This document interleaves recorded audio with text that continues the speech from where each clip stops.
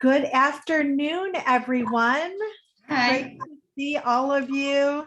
How is everybody doing today? Sorry, I have my Good. big scarf on. I was cold and it looks It has been awfully cold. Yes, it has.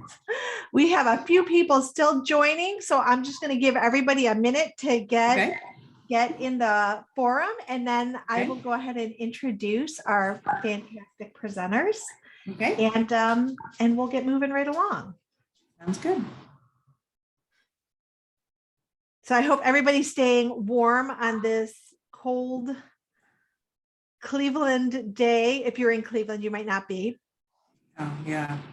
I know it was 13 degrees last night when I took the dog out for a walk. I thought, Really? oh, I give you such credit for taking the dog out for a walk. Like, yeah, I am me terrible. too. Yeah. yeah, that's amazing. I was giving myself big pats on the back. Yeah. And I was telling her she's lucky. One lucky dog. That is great. Okay, well, you know what? Let's go ahead and get started. We have a few more people who might be joining late. Okay. Just a reminder to everyone that this is a recorded webinar. So if you want to turn your cameras off, you are welcome to. But it'll record the presentation screen and our speakers. So I just want to give you a heads up so you know. And let me welcome all of you. We are delighted to have you today for our financial wellness series with Grace Himmelwright and Carol Straczynski, financial experts of the national company How Money Works, which is also author of the Amazon best-selling book by the same name, How Money Works. If you haven't seen it, you should definitely check it out or connect with Grace and Carol to get a copy. And this is going to be a wonderful presentation. We've heard from all of you that financial wellness is something that was really important. And so Grace and Carol very graciously committed to hosting this monthly event to support women in our financial journeys. So thank you so much for being here. And I'm going to go ahead and turn it over to you. Let me know if you have any issues with sharing your screen. All right, thank you. I'm Carol Straczynski. This is Grace Himmelwright, and we are the How Money Works Learning Center. And we are going to give the enterprise presentation today. We'll get ready to share our screen in just a moment so that you guys can see our slides. Let's see, here. That's always our greatest challenge. Technology. But all right, can you see our screen? How Money Works? Yes, it's all good. All right, terrific. So we're going to start off with a video and see if it plays.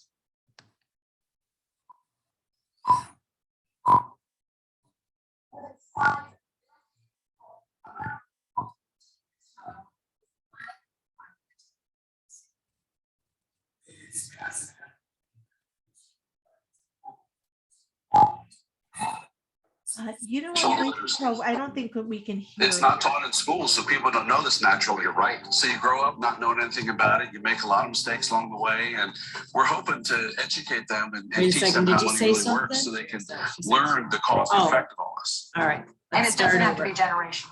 Exactly. No, Exactly. break that cycle. Once you understand the basics of financial literacy, it changes your life. The secret is financial literacy. I mean, teaching your kids how money works. I think it's really understanding how money works. Once they understand the basics of how money works, they shouldn't have to struggle for very long. Steve Siebold and Tom Matthews are the authors of How Money Works. Stop being a sucker. Money means possibility. It means opportunity. It means freedom. Things you've always wanted to do, dreams that you have. Money makes it possible.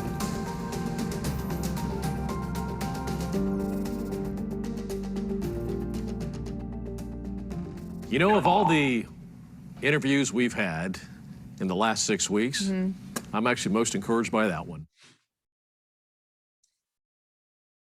So hopefully you did get to hear some of the clips from our friends Steve and Tom, the co-authors of How Money Works, Stop Being a Sucker. The clip was actually bits and pieces of segments that have been on all of the main media outlets. So hundreds of times. And the media just loves this book. So our book has been featured in the different clips and segments. It's estimated by over 75 million people have viewed it. It's actually a fifth of the population of the United States. And truthfully, this level of media coverage and exposure is kind of unheard of for a financial book. So why is it happening? Well, it's because this book is fun, and learning about how money works can be enjoyable instead of boring. So our book isn't full of charts and graphs, and it has fun characters in it that have real stories behind them. And these characters are trying to prove in the book that there's no stupid questions when it comes to money.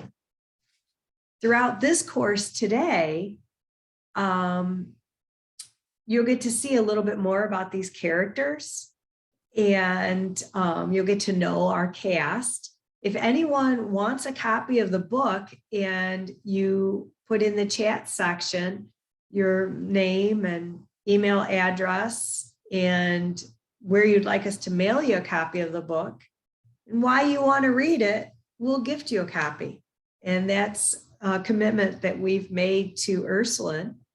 And you can visit our websites to reach out to us or reach out through the Institute, and we'll see that you get a copy of this book. So the first decision that you have to make on your journey to financial literacy is you have to choose your mindset. And when you're thinking mindset, you have a choice between the mindset of a sucker or the mindset of the wealthy. The fact that you're here in this class today or watching it, the recording, is a sign that you're on the right track. And here's the really great news. You don't have to be wealthy to think like the wealthy. You only need knowledge and action. And this is your opportunity to gain that knowledge that will prepare you to take action. Now, realistically, we know the word sucker is harsh, and it might even sound insulting. That's not our intention. But unfortunately, sucker is the best way to describe someone who can be taken advantage of because they don't know how things work. Not knowing how money works does suck. It can suck up your time. It sucks up your freedom. It can even suck up your income. And all of that is awful and sucks. So today's class is split into two parts. The first will cover these 5 basic financial principles. So time value of money, the power of compound interest, $1 Million Baby, and the rule of 72. These financial principles should be taught in schools, but aren't. And each is essential to the foundation required to start making financial decisions with confidence and start taking action to get yourself on track. The second half of the class will show you how to put these principles into action in your life and to benefit your families. Next up, Carol is going to talk about the time value of money. All right, today we know how devastating a global medical crisis can actually be. Not knowing about money is the economic version of a global crisis, and it affects over 5 billion people in the world who are considered illiterate when it comes to their money. The financial devastation it has caused to individuals all over the world is immeasurable, and some of it is actually intentional. The financial industry won't be happy, and we are committed to changing that.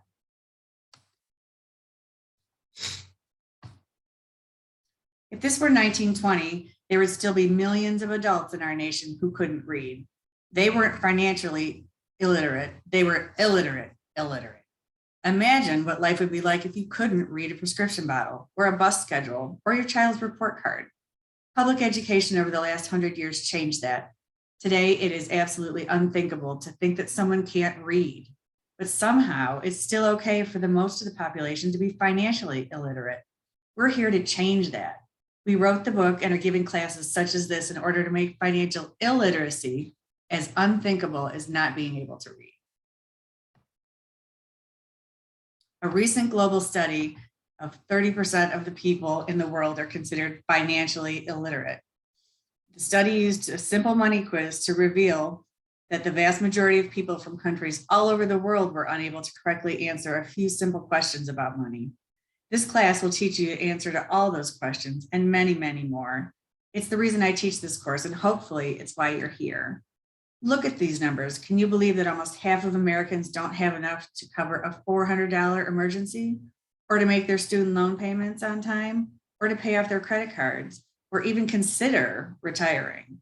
In 2020, with the number of people on unemployment, up and down stock market volatility, and so many people impacted, I'm sure the numbers could even be worse.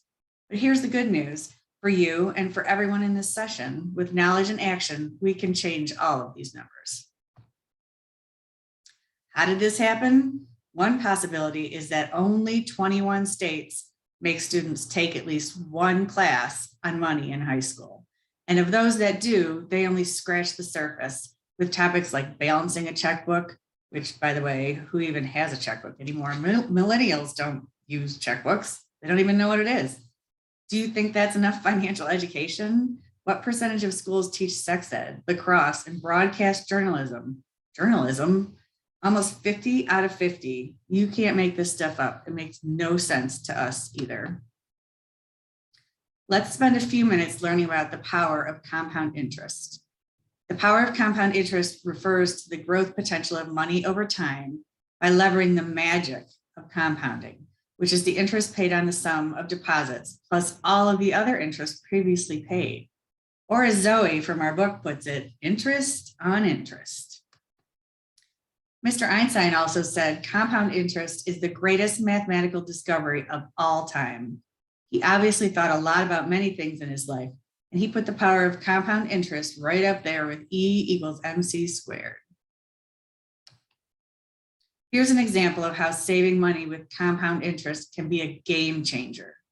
The interest ends up being way more than the amount that you actually saved. The interest in this example is 13 times what you saved alone. People don't understand or see that so much of the time that it really makes a huge difference in what you actually started with. Here's an easy question. Does your rate of return matter? Well, heck yes, it matters. Check out this example where the amount saved per month and the time are the same. The only change is the rate of return. This could mean as much as 797% more money at 9% versus 1%. And we all know that the banks don't even pay 1%, right? But yet we still put it in there because that's what we thought we're supposed to do. That's almost a $900,000 difference. As you can see, your rate of return could be the defining factor that closes your retirement savings gap or leaves you with a significant shortfall. That's why Albert Einstein said this was the most powerful force he had discovered. Next up is Grace talking about $1 Million Baby and the time value of money. So, the time value of money. We've all been guilty of squandering time, right? It's especially costly when you lose the value of money over that time. You never get the time back or the money lost. And there are three action steps to leverage the time value of money.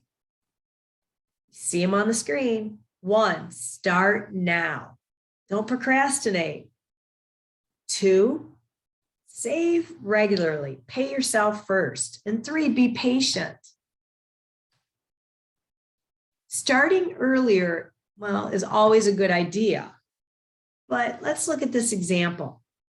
Sarah started saving at age 22 and saves for 8 years.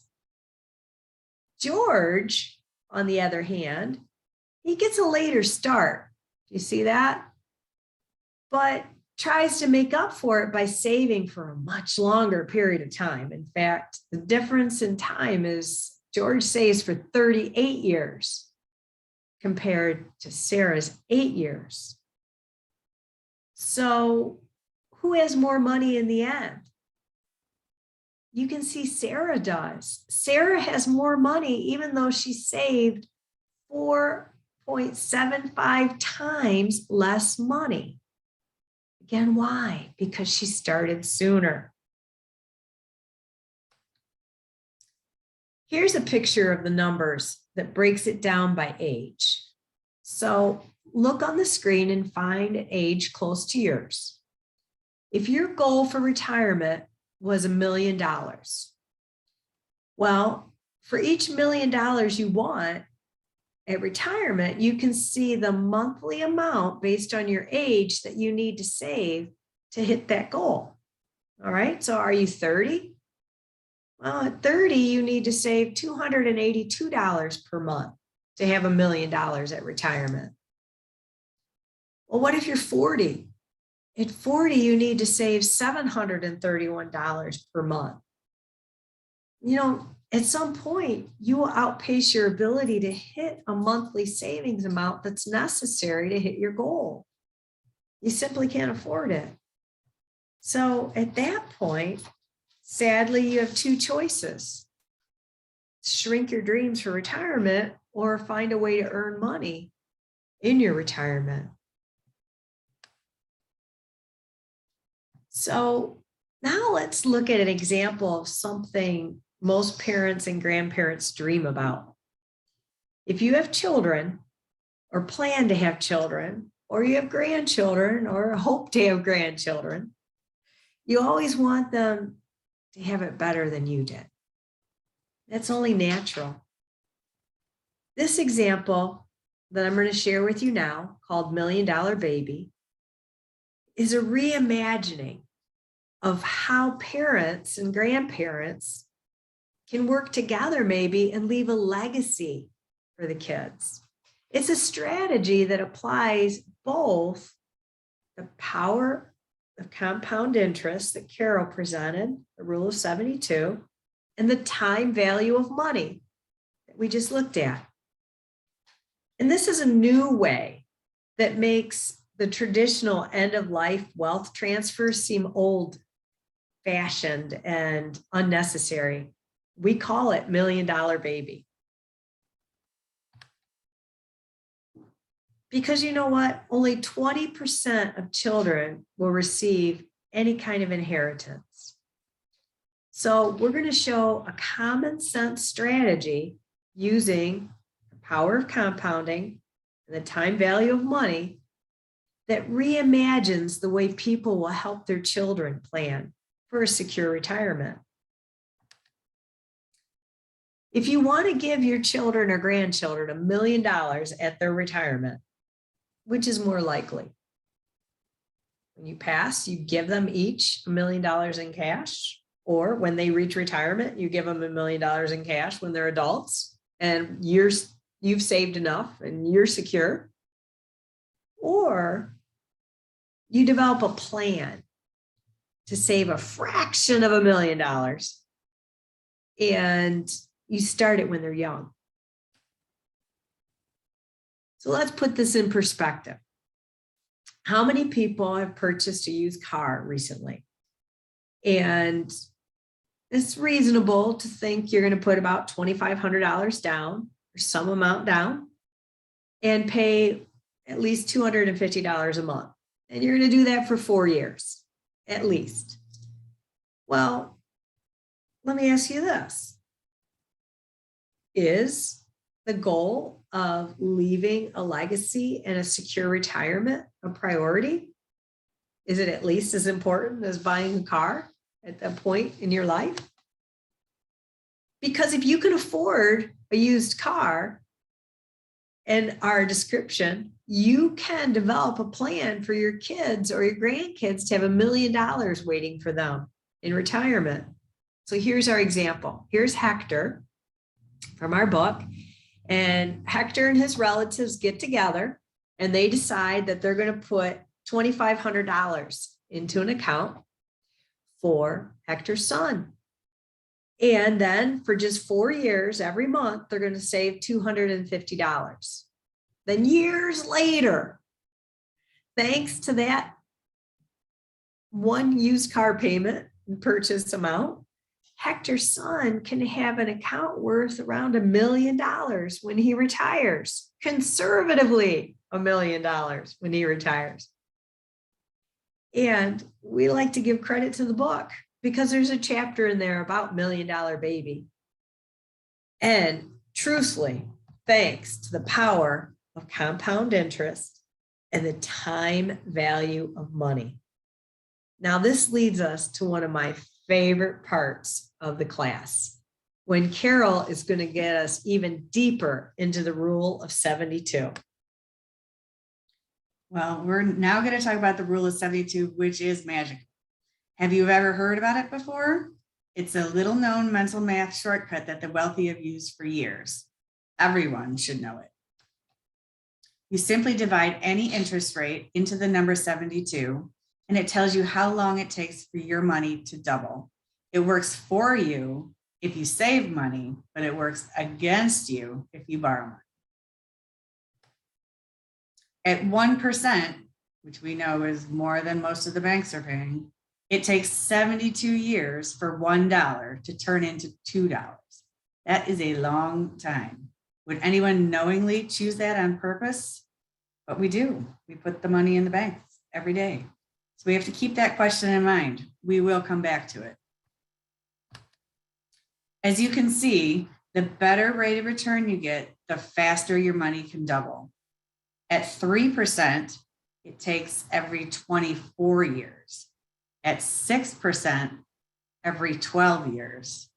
At 9%, every 8 years. And at 12%, every 6 years. That's more like it. Here's another way to look at it. In terms of the number of doubles you could have over your lifetime. At 1%, you'll be lucky if you live long enough to get one double. At 6%, you could have 4 doubles. And in this example, $10,000 would turn into $160,000. Now stop looking at the slide and let me ask you a question.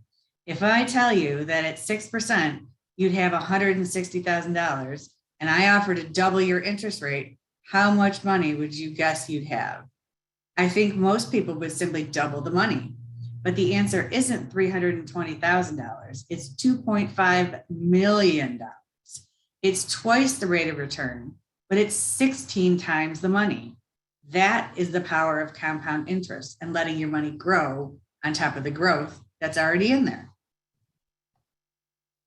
Remember the question about 1% and would anybody choose it? Would anyone choose 72 years to double? Oh yeah, because people don't know how money works. There's almost $10 trillion sitting in passbook savings account. That's an average of 0.09%. That's just a fraction of 1%. When CNBC did a review of our book a few months ago, this is one of the things they pointed out to be almost unbelievable. If you divide 0.09% into 72, you're looking at 800 years for your account to double. By the year 2820, as Clark says, his great-great-great-great-great-great-great-grandchildren will love it. And just so we're clear, the same place that gives you 0.09% can also charge you 17% or more for a credit card. That means their money doubles every 4 years. Now you see why the subtitle of the book is Stop Being a Sucker. You need to know how money works today, not tomorrow, today. You can also use this figure to figure out what you returned. You need to get a savings goal, or if you have a loan, what that's going to cost you. Of course, the bank is going to give you a lollipop for your trouble waiting in line to make a deposit and give them your money. What brand is it usually? Yep, a dum-dum. We can't make this stuff up. It's like they're trying to tell you, but you just don't know the code. You'd have to be a dum-dum to save your money in an account that's going to take 800 years to double, while spending your money where the bank's going to double their money every 4.2 years. All right, next we're going to go over one of the other rules of the 7 money milestones with Grace. Thanks, Carol.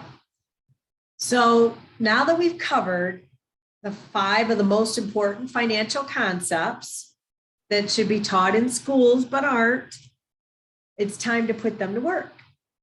You see, knowledge without action is meaningless. You have to put these principles to work in your life. So we call it the 7 money milestones, your roadmap to financial security and independence. Each milestone is a critical step for you to be able to reach your financial summit. Now, they don't necessarily have to be done in order, but because of this time we're spending together, you're increasing your financial literacy, concept by concept, strategy by strategy. You're learning to take control of your personal finances, which will help you have the confidence to discuss your situation with a financial professional. Discussing your situation with a financial professional is something we strongly recommend. The first milestone is the one you're already on your way to completing. Being together today, you've begun milestone number 1 of financial education. And this is going to help you keep going. You've become more financially ready with each slide. Also remember, a financial professional is the best person to turn to for questions on details. Now, Carol and I can discuss this with you if you don't have one, or if you need help choosing one, because here's another way to say it. In the war for your money, there are 2 essential tools you'll need to win. We know that the best starting point for everyone is to combine a financial education with a financial professional. Take your education seriously. You don't get this type of education typically from growing up, from school, your parents, your friends. Treat your finances with the same level of dedication you put into other important areas of your life, your family, your health. Google things, ask questions, be curious. When it comes to money, be a lifelong learner, but then always turn to a financial professional who speaks the language to help you navigate the financial services industry, because the financial services industry is not there to help you. We're trying to change all of that. So have your financial professional help you navigate the financial services industry and make the choices that are best for you and your family.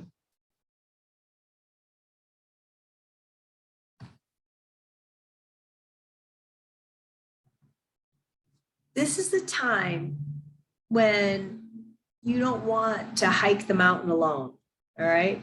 This is the time when you can put everything you've learned and are learning into action with your financial professional who can assist you to crunch the numbers, chart your path, choose the right products, help you stay accountable, and when necessary, course correct along the way. Now, let me be very clear. Don't do this alone. If you're actively working with a financial professional whom you know, like, and trust, and that person is doing a good job for you, then by all means, keep doing that. In fact, I'd go so far as to tell you, cherish that relationship because it's kind of rare. But if you aren't working with someone, or that person is falling down in communication or any of those areas, or if you don't know, like, or trust them and they're not doing a good job, we'd love to have a discussion about our process and what it might look like for us to work together.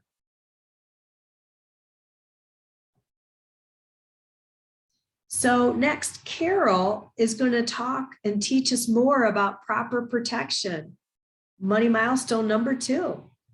Proper protection is money milestone number 2, and it's an important reason that it is. You need to protect yourself and your family from a possible future loss of income or savings before you begin the rest of this journey. If you were to die prematurely, your family could be left without your income in addition to being without you. Your current savings might not be enough to take care of them. You need a plan that self-completes even if you aren't there to complete it. Only 59% of Americans have life insurance, and about half of those are underinsured. When it comes to life insurance, there are 2 major questions that we are going to get to, and we get asked all the time. The first one is, how much life insurance do you need? Together, you can consider factors like how old you are, how much debt you have, your health, number of dependents, role in business, your overall financial situation. For a more specific calculation of your family's need, ask your financial professional. The first question is always, how much insurance should I have? The answer is that it's different for everyone based on your situation alone. However, as a rule of thumb, we recommend that you consider having life insurance coverage that's at least 10 times your family's annual income. The next question is it going to be temporary or permanent? There's 2 different kinds of insurance. And what kind of life insurance should you get? Just like with so many things, life insurance with all the options out there seems very complex at first. But once you know a little, it becomes far simpler. To start, it's easy and important to understand that all life insurance usually falls into these 2 basic categories: temporary and permanent. This screen that we have up right now is called the financial X-wave. In your younger years, it's represented in the blue on the left. You typically have more responsibility and less accumulated wealth. In your later years, it should flip-flop on the yellow side. The plan is you have more accumulated wealth to increase as your responsibilities hopefully decrease. Term insurance is typically most useful when your responsibilities are higher and your wealth is lower, the left side. If these 2 factors flip-flop later in life as planned, term insurance becomes less practical. Your financial professional can help you look at the X-wave and how it would be applied to your situation.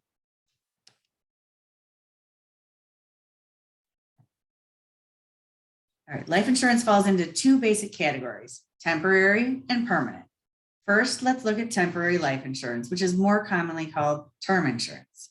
It's called that because it provides life insurance protection for a specified period of time, like 10 years, 20 years, 30 years.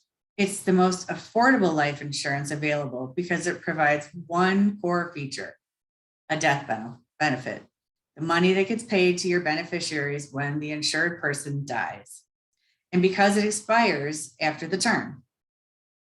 Next, Grace is going to share more about permanent life insurance options. Right. So the second type of life insurance is called permanent insurance. So what happens if you have term insurance when the term of your insurance ends?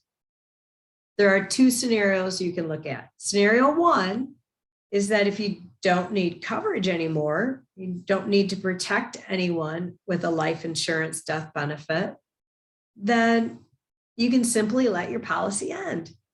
No fuss, no muss. But what if after your term, you still need coverage because you're still paying off your home, or you're a single income couple, or maybe you're supporting grown children or grandchildren? For these reasons and others we're going to look at, you might consider scenario number 2, keeping your term insurance. So, or having, another way to say keeping your term insurance is having permanent insurance. So permanent insurance, like term, provides a death benefit to protect whoever counts on you financially. However, permanent insurance is designed to be kept and protect you for your entire life, not just a period of time, like term insurance. Think of permanent life insurance as a lifelong strategy that can protect your family today, secure your wealth in the future, and provide for your family after you're gone.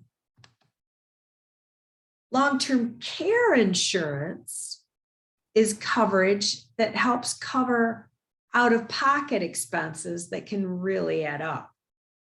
It can be used to pay for qualified services like paying for a nursing home, if you need help taking care of yourself, or paying for home health services that help you with activities of daily living, can pay for an assisted living apartment or adult daycare. And you never know if or when you might need long-term care insurance. And if you do need long-term care insurance, the average long-term care needed, if it extends past a year, lasts 3.9 years. As you can see here, the average total cost can be crippling expensive if you don't have a policy to cover it. The cost of care without a long-term care coverage policy could drain one or more or all of your savings assets that you were counting on for the future. There are a couple of ways to accomplish long-term care and options we think you should look at. The first option is a traditional standalone policy. So nothing to do with life insurance. It's a policy that only covers that need. And you go directly to an insurance company and you purchase this long-term care policy. We can help you with that. That's one of the ways we serve people. Or you can talk to your financial professional about a long-term care policy. Another way that you can accomplish it is you can add a rider to your life insurance policy. A permanent life insurance policy can now add another layer of protection for long-term care. And looking at these options and seeing what's right for you is a role for you, now that you know how important they are, to discuss with your financial professional.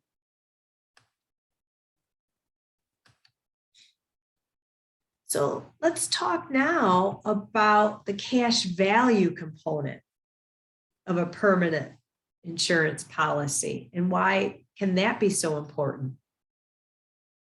So a portion of your monthly payment that you make, we call premium, is set aside in an account attached to your life insurance policy. And this grows over the life of your policy. The money in that account is your cash accumulation, and it can be used in the future by you. You own it. You can see a few possibilities on the screen there, in addition to ways that you can use this cash value. Additionally, we have policies that have no market risk of loss and have tax-free growth. These can provide for income and legacy left to your family.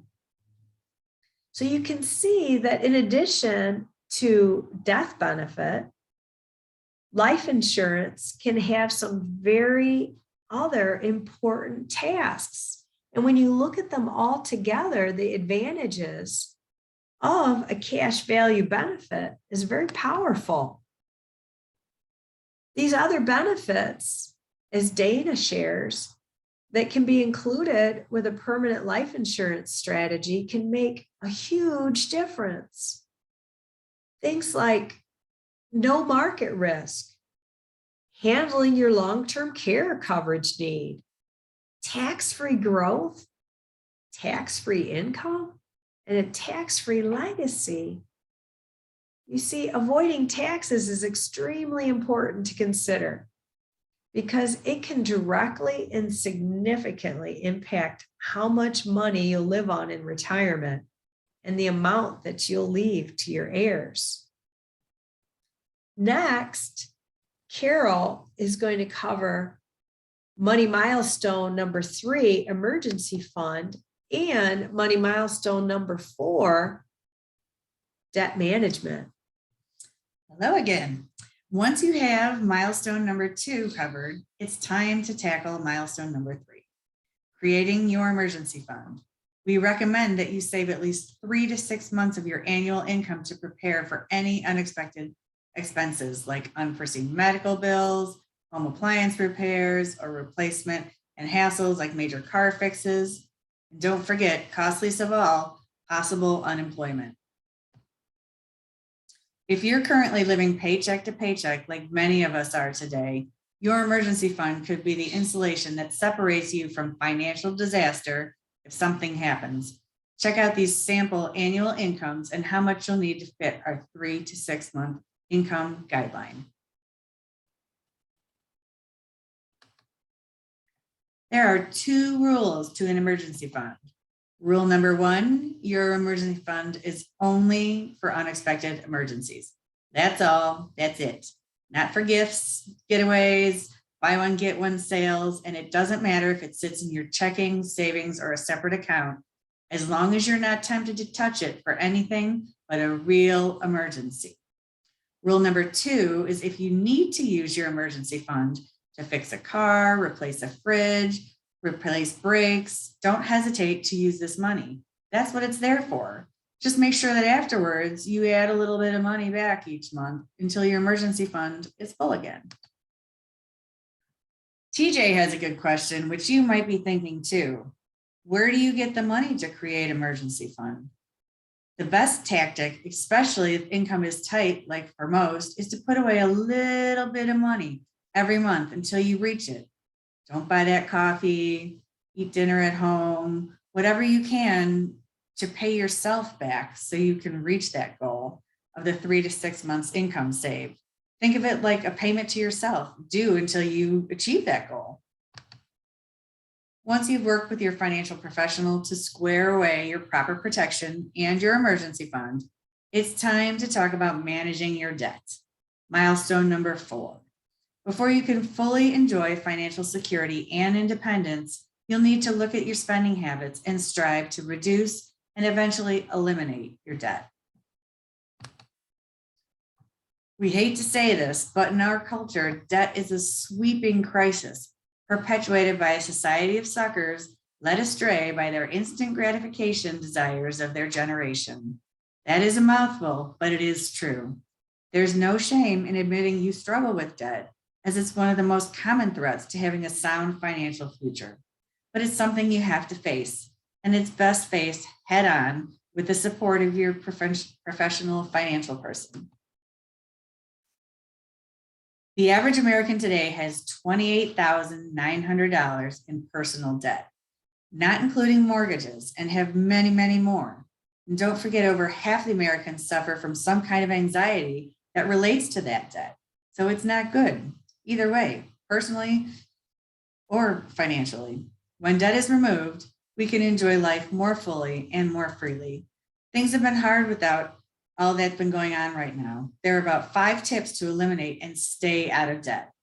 Number 1, know what you owe.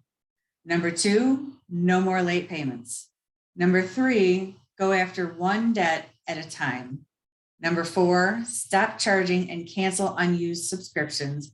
And number 5, consider refinancing your mortgage. Let's dig into each tip, starting with know what you owe. You may have heard that by law, every American has the right to a free credit report every 12 months. Most people make the mistake of Googling it. They Google annual credit report, and when they do that, they get tricked into entering their credit card information to subscribe to some free trial for some credit monitoring service. And of course, then they forget to cancel the service. So that just becomes one more debt they're paying when they were trying to get out of debt in the first place. What you need to do is just go directly to annualcreditreport.com and nothing else, just annualcreditreport.com, and you can get your free credit report. Check the websites of the top credit reporting agencies for pointers also to improve your score and report errors. Look up the word dispute. Next up is milestone number 5, increase cash flow. And Grace is going to take that on. Thanks, Carol. Increasing your cash flow is milestone number 5. Well, suckers gripe about how tight things are. The wealthy are plotting to how to free up more cash flow. This means seeking out ways to earn additional income. Maybe it's getting a side gig, an Etsy store, turning a hobby into making money. And it also means managing expenses. Let's investigate how to do some of this. So here are a few things you can do to increase your cash flow and help with money milestone number 5. Create and stick to a budget. Develop a written game plan. Actually write it down. Reduce spending on expenses like car and see if maybe you can get a better price on your insurance for your house or your apartment or your renter's insurance, your car insurance. Get quotes. Be sure you look at your savings. Remember what we talked about? Carol shared with us the rule of 72. Reposition your savings to get higher growth. And see if you qualify to refinance your mortgage. Right now, rates are at an all-time low. Always remember your financial professional can help guide you through these ideas and more. Milestone number 6 is next, and it's a big one and an exciting one. It focuses on building wealth. This is the milestone where results appear on your bottom line. This is where you avoid the impact of taxes. You carefully avoid losses and the cost of inflation. You do your best to accumulate and grow your net worth. In addition to that, there are 4 threats every wealth builder must consider. Think of these as your wealth building enemies. Each will come at you from a different direction. Procrastination, inflation, losses, and taxes. To beat them, we have to address them individually. Let's start with the worst one first, procrastination. As one quote says, procrastination can be hands down our favorite form of self-sabotage. All right? Then we'll pick up on market losses, inflation, and of course, taxes. But first, Carol is going to show us how to put the rule of 72 to work for us. Inflation is also known as the tax of time. The annual inflation rate has averaged right at 2.8% for the last 100 years. Can you approximate the number of years it takes the cost of goods to double at a steady 2.8 annual inflation rate? Remember the rule of 72 from earlier. It's time to put your knowledge of that rule of 72 to work. The answer is almost 26 years. One of the essential reasons to building wealth using the power of compound interest is to stay ahead of inflation. When you know that this enemy is slowly devaluing your savings by raising the cost of goods, it should drive you to be even more committed to your growth building strategies. Don't let it scare you, let it drive you into action. Grace will help us look back at taxes and wealth building now. Thanks, Carol. So the next enemy to wealth building is the impact of losses. It's often underestimated, and it's a threat that could wreck your savings goals and force you to adjust your lifestyle in retirement. Here's a simple picture on the screen that illustrates how people miscalculate the impact of losses.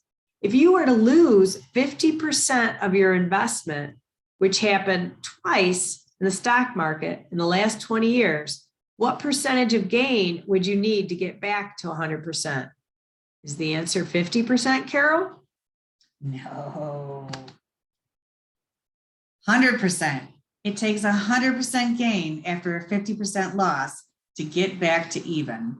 That's not easy to do, which is why it's so important to protect what you have. Maybe this is the reason Warren Buffett famously said about investing. Rule number 1, never lose money. Rule number 2, never forget rule number 1. Only 2 rules. That's always easy. So what can you do to prevent losses? First, look at every option to reduce the risk. Second, consider how to best diversify your portfolio. And third, utilize the right financial vehicles for your situation. Remember, don't procrastinate. Consider inflation and talk with your financial professionals about ways to reduce debt or remove the impact of losses from your strategy. Next, I think we're going to look at some impact of taxes and wealth building with Grace. Thanks, Carol. And last, the impact of taxes, the 800-pound gorilla, right, of wealth building threats. Nobody likes paying taxes, especially when you're preparing for retirement. And the tax strategy put in place today can determine how much money you keep, how much you pay the government, and ultimately how much you leave for your kids. Understanding different financial vehicles is an important role for you to have with your conversation to have with your financial professional. And when you sit down with them, they can help you figure out how you're being taxed now and what your strategy can be going forward. Your financial professional can help you understand the different choices you have. You see on the screen, the colors of the different icons matter. Red is taxed now. Yellow is taxed later. The decisions get simpler when you break it down, and these categories and colors are there to help. Do you have any red or yellow financial vehicles as you see here? If so, now you know how you'll be taxed. Green is the color of money and growth. It's our color for tax never. Different types of accounts can be taxed completely differently. Green icons, as you see on the screen, mean no tax at all. Green never looks so good, right?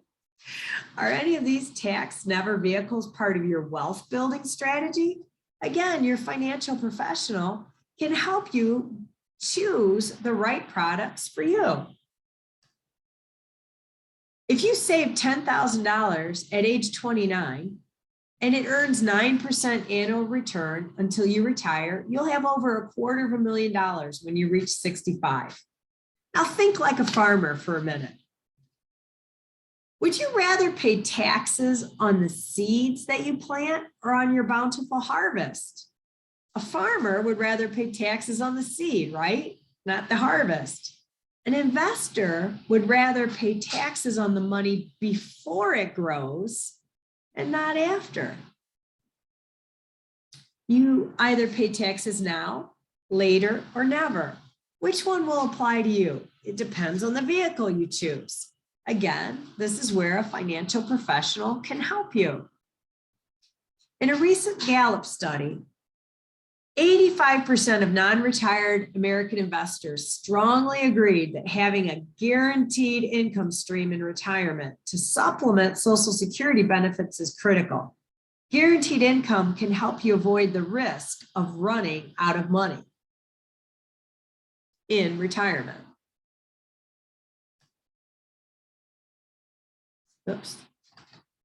There are 3 components of a reliable retirement income, and we recommend you consider all of them. Maintain potential for growth by participating in the upside growth potential tied to the market. Reduce or remove potential losses by eliminating downside risk tied to the market and create a predictable income that lasts and prevents the possibility of running out of money in retirement with an income stream you can count on. In the last money milestone, protect your wealth, Carol's going to talk to us about milestone number 7.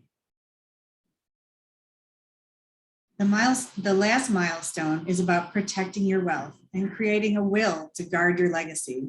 This is something even the rich miss sometimes.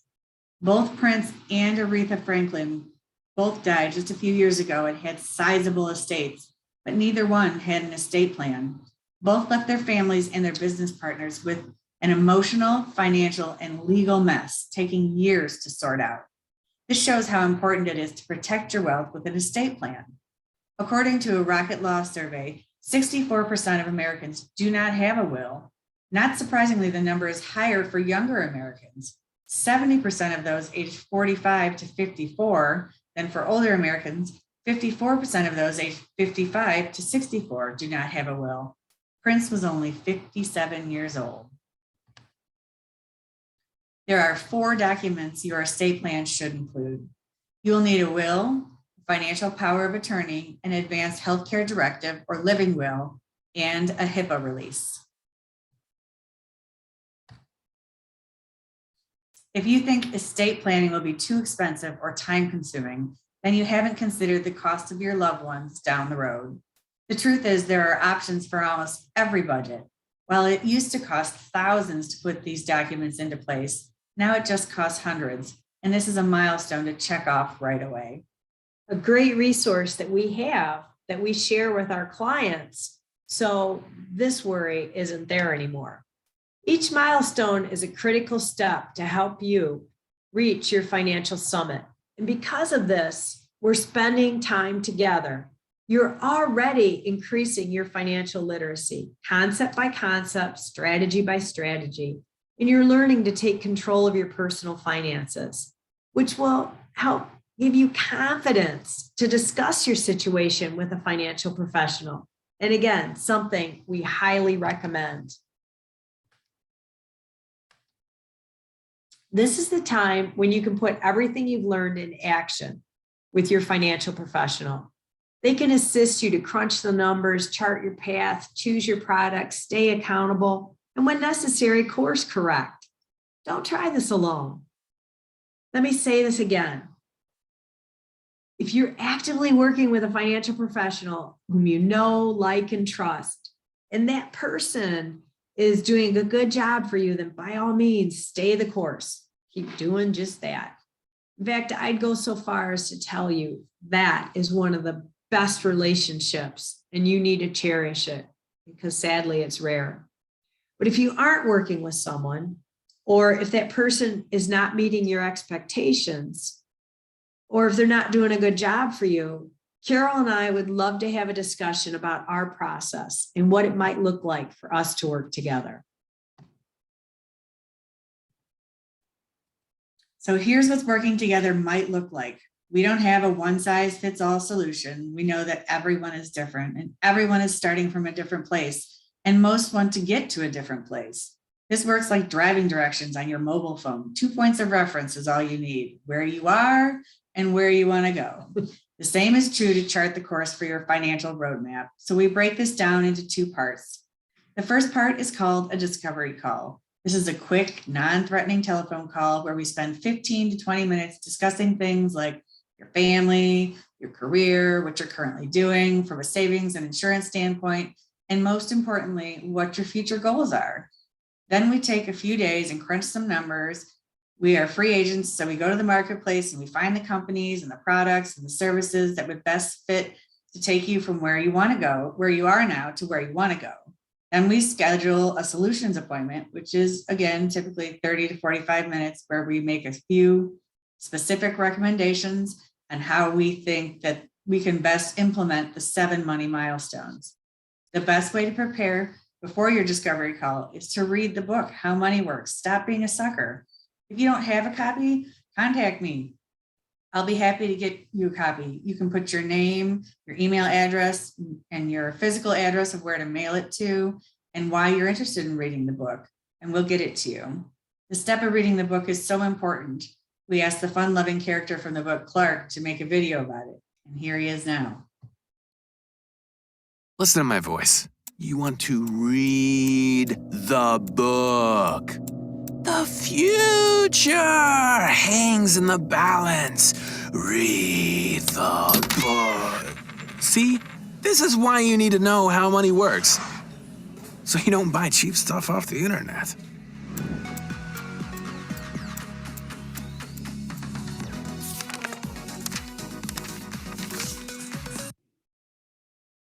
So now we're going to turn this back over to Gina and let her finish up for the day. And if there's anyone that wants any help, or again, a copy of the book, we're happy to share that. Grace and Carol, thank you so much for this wonderful presentation, very helpful information. And I saw that Ingrid posted that she would love a copy of the book. I went ahead and emailed you her information already, so you can send that out. And we are out of time for the day. I don't know if anybody had any questions that maybe we could take really quickly, or if you would mind popping your email addresses in the chat. So if anybody wants to reach out to you, that would be great. Sure, it's real easy. grace.h@howmoneyworks.com. And Carol and I will both be back with you. So that's my first name, grace.h@howmoneyworks.com.